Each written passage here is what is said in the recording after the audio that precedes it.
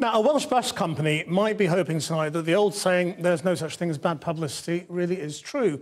Indeed, it may be that many more people have heard of new adventure travel than ever before. But that's only because it's become the subject of a social media campaign branding the company's posters as sexualised and offensive.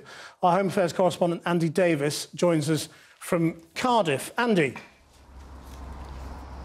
Chris, well, I think there's a cautionary tale here in that if you're going to unveil a shock ad campaign, it's probably worth doing a bit of market research first on the taste and decency front. The story is basically this: a relatively small bus company here in Cardiff was launching a new bus route this morning and decided to brainstorm a new ad campaign for the back of the buses to publicise the launch. And this is what they came up with. A model depicted on the back of the bus holding a poster with the desperately unsubtle slogan of "Ride me all day for £3. Other models were featured. It wasn't just women, men were featured on the back of the buses too. And I spoke to the managing director of New Adventure Travel, the bus company behind it, and he said today that they were trying to come up with something that was going to make bus travel cool and sexy. They were trying to attract younger passengers. Well, they certainly attracted attention. Not particularly favourable attention, though.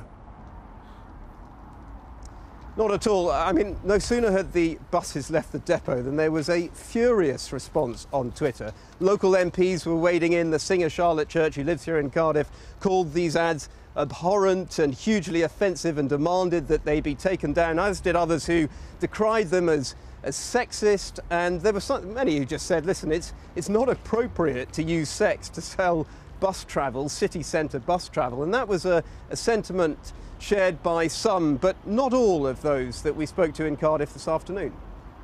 I think it's silly, you know. I mean, why do they need to do anything like that? Sexualising riding on buses, I don't really understand that.